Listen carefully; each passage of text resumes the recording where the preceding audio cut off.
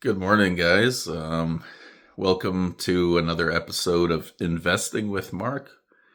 So, on today's episode, I'd like to talk about investing in gold and silver in today's environment. Um, the reason that I'm very confident about gold and silver is because you have this overvalued stock market. So, basically, you have an overvalued stock market where you have stocks that are like 100 to 1 price earnings ratio that can't possibly justify their valuations based on the future prospects of these companies. These kinds of ridiculous valuations may have been acceptable in 2000 when people are looking forward and they have all the American companies are like number one in the world, and it looks like America will dominate the technology for forever. And but what ended up happening is our capitalists traded their technology to the Chinese, and now the Chinese are number one in 59 out of 64 high tech areas. They even have the better research. So they have 5 times the number of researchers already with the best technology. So, put those things together. How is how are our companies going to justify the valuation of their stocks at 100 to 1 price earnings when they no longer have the dominant technology or products? So that's number one. Number two is the amount of debt, the insane amount of debt that the US has. It's 100 and 120, 130, 140% of the yearly economy. So it's just like, and that debt, every year that's like interest on that.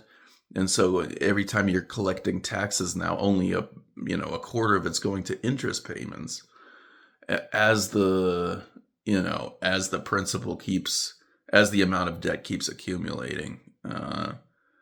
So each year it's more and more of what can be collected, and then the economy at the same time is slowing down, so they're not really able to collect more tax unless they like really squeeze people at their basic needs. So here come the tariffs. So now it's like, you're going to see inflations in groceries. I mean, I'm drinking coffee from a tin that's like $25, where it used to be $10. And I don't know if this is specifically with tension to do with Colombia, but it's just like it's one out of so many indicators that show that prices are going up for the consumers, and and basically the government is offloading its debt burden onto the population through inflation. They're not coming up with more industry. They're not coming up with, you know, better ways to lower the costs of the public services. They're not looking to build social housing. They're not looking to cost control groceries. They're not looking to make energy cheaper. They're not looking to make transportation cheaper. They're looking to extract from people's basic needs. So that's that's a symptom of an economy that's sort of like lost its inspiration and is basically just this harvesting ground, like something out of the Matrix when you have those things that are just like harvesting embryos for batteries. That's basically what the West has turned into. It's like, people they're are rich are restricting the imports from China for things like BYD and Huawei, where they have the best products at the lowest price. But they want our population buying the American owned Chinese made products as opposed to the Chinese owned Chinese made products. And so there we are with that.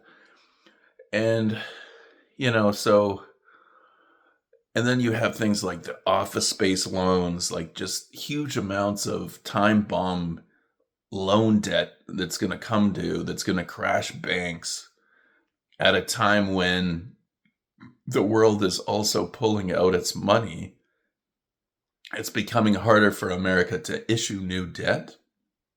The people that would buy our debt are now offloading our debt, like the Chinese, Japanese. So when America wants to, it's $40 trillion in debt. Now it wants to go $60 trillion in debt because it wants, a new project Venezuela. It wants a new project, in the Middle East with Greater Israel. It wants a new project. Who knows what it's Well, Ukraine may be concluded with a nuclear treaty. Hopefully, this is what China, America, Russia are thinking, that they're just going to have a big nuclear treaty, end the war. But yeah, so it's you have this. You have a lot of things that are unaddressed. Even if America and China for the future want to work together on a cooperative basis, because you have the way that the economy is in this state of shift where we no longer have the companies. We have this oversaturated. All we have left is a stock market. It's like we don't have companies, but we have the stock market. And so that's a very dangerous picture. And add on to that all the debt that's accumulating for the country that is now coming due, and they don't want to renew it. So it's like this is putting major pressure on the dollar. And this is why I'm confident in investing in safe haven assets, at least for the short term. Maybe in the medium term, they're going to figure it out with the Chinese, and the stock market will have adjusted to reflect the reality of the fact that we no longer have the top companies in the world, and then we've also dealt with the office, with these outstanding big loans, etc., like the office space debt and whatnot.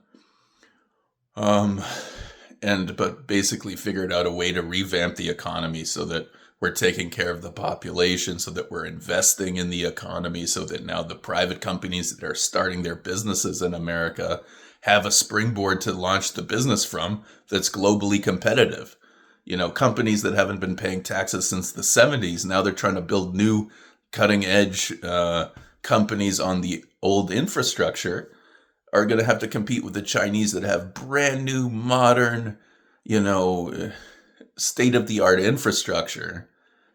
So it's we're in this situation where the rich avoided paying taxes for so long, but they lost control of the companies that would have justified the fact of them not having to pay taxes. Like if you have the world's best companies and people keep sending money into your company because it's the best, you can maintain that position where you're not paying taxes. But because that's no longer the case, we don't have the top companies anymore.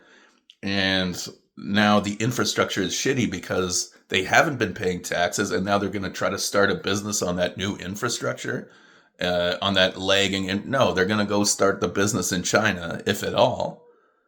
Right? So this is kind of the situation that we're in. The major adjustments have to take place in order for the economy to be viable for the population and for the business. And so between then and now, you can feel confident that there's going to be major pressure on the dollar. So anyway, guys, these are my thoughts this morning, and I hope you have a good one.